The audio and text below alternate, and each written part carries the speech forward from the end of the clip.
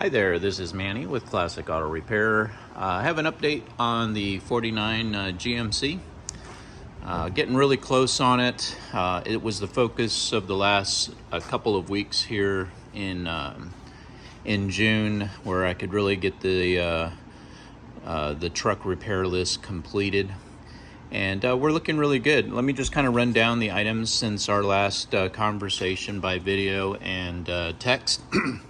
It's kind of just get you updated. As you can see on the interior, we're looking really good. I have the insulation mat on the bottom installed, as well as the rubber mat that was cut to fit all the openings here in the truck. On this side, let's see if I can get this thing to open. Yep. Got your glove box up in there. Installed, put the rear view mirror in.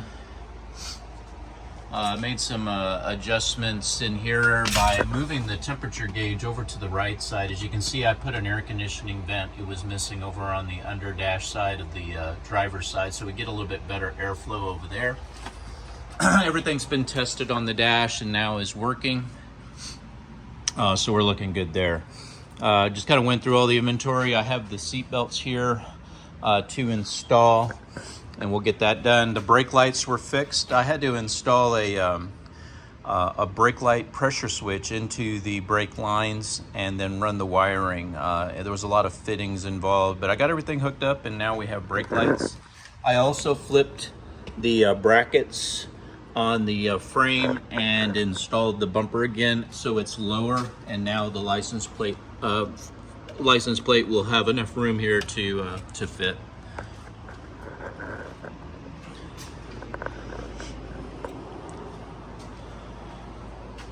Steering wheel was readjusted. It was flipped over, and the nut inside was tightened, and then all the Allen head nuts here were locked down as well. So everything is the way that it should be. Drives down the road straight. Steering is good, so we're looking really good there as well. Got your dash illumination all working, so we have all the gauges lighting up with the dash. Stereo was checked, wipers were checked. So like I said, a lot of road tests, about 5 road tests, 6, and did a little bit of adjusting on the door to get them to close better, because when I would drive it, it would rattle a lot. So I put just kind of a weather strip impact to help with keeping the rattles down, and adjusted the strikers. So now you've got a good fit. As best as I can do without doing the body work myself. You're supposed to fit the doors and do all the body fitting prior to paint, so I am limited on what I can do on those. Put some insulation up inside of the column to block the airflow, and a bunch of plugs in the firewall to reduce the air that's getting inside of the cabin. I routed all my wiring and strapped everything down for the brake light wire that goes down to the switch by the frame. Checking fluids as I road test, making sure the carburetor is doing what it's supposed to. Tightened a leak on the radiator hose, which was leaking, and that's all fixed up now, so it's cooling good. Fuel filter's doing its job. Everything looks good there. Transmission is shifting very well. I had to hook up a vacuum line to the modulator in a specific route to keep the transmission doing what I wanted it to do as far as performance. So we're looking good there. Trying to think there was anything else to go over on my list. Let's see if I've got anything. I tried to do the door mirrors, but I'm reluctant to do anything here. I went up underneath the cabin. I can see that there was MIG welded. The holes were welded here. And this is a very critical spot right here. I mean, not that I couldn't put it in here. My problem is that if I drill through this, there's plastic here from where they welded. I don't want to take a chance of breaking any of the under the paint and causing a problem here. So like I said, my recommendation, get it to a body shop, a paint shop, because they'll be more versed in doing this versus me, where if I mess this up and something needs to get repainted or finished, I don't have the facility here to do that. The other item that I had on my to-do list that I'm hesitant to take on are the doors themselves, because I only work on late model trucks, and one of the reasons I brought the 49 in is because it does have a late model motor in it, a 70s drivetrain, which I am familiar with, and the electronics with it. But when we started to talk about trim, never worked on a 49. The earliest I go is 1955, so I don't have any knowledge to put these things together and get them back up in there. So I've left it for the end. If I figured if I had any time, I'd try to help you out on this, but I am slammed in the shop. I have a 3-month wait list just to get in here. And I probably, on this particular project, I'm gonna go ahead and hold off on the door work. I've got them closing again, and I got the mechanics done, which is something that I'm definitely versed in.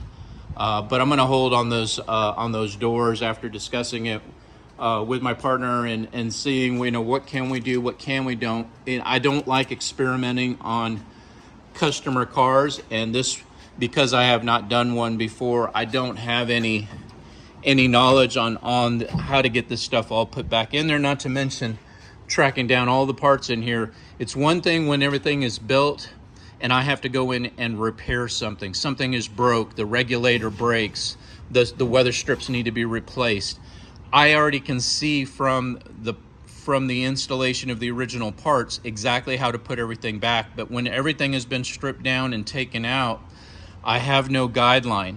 I know that there's nothing there to help me, and I can't spend the time researching it, trying to look it up and then figure it out. So at this point, I'm gonna go ahead and finish up the seat belts, a couple more road tests, and then you and I probably need to get together and discuss the next step, which I think would be, I don't know where you're located, but I'd like to get the truck back to you. And normally we recommend transporting it if it's a long distance, more than a couple of miles from the shop. Because this is a new build, you're gonna wanna start taking short trips, no more than, maybe 5 miles, and just kind of keep making a list and working on any items, because as you get further road tests that are 20, 30, 50 miles, you want to make sure you have some like extra antifreeze, jumper box, some items in your truck, so that you can kind of just work out any of the bugs. Every part on here has been replaced, and even though I've gone over a lot of things, I could not touch everything on this truck. So it's going to be a process of just testing, as I have done the 6 road tests. I can only spend so much time driving the truck around. That's going to be something that you're going to have to take on. And also on the interior, I don't have anybody right now. I did have a guy, but unfortunately he's not available to do my headliners, door panel type work, kick panel type stuff. So you're gonna probably have to get an interior guy for that. I haven't touched any of those parts that were in the back there. That's basically, they're all kind of still in the same containers right where you had them. All right, that's about the latest on my update. If we could just kind of discuss where we're gonna go, I could probably get those seat belts done this week. And then, like I said, the air conditioning's charged and it's drivable. Doesn't have plates on it, but again, like I said, I like to make arrangements to get it transported back to you when we do decide that it's to a point where we can get it back delivered to you. All right, this is Manny with Classic Auto Repair. Hope you enjoyed watching. Talk to you soon. Bye.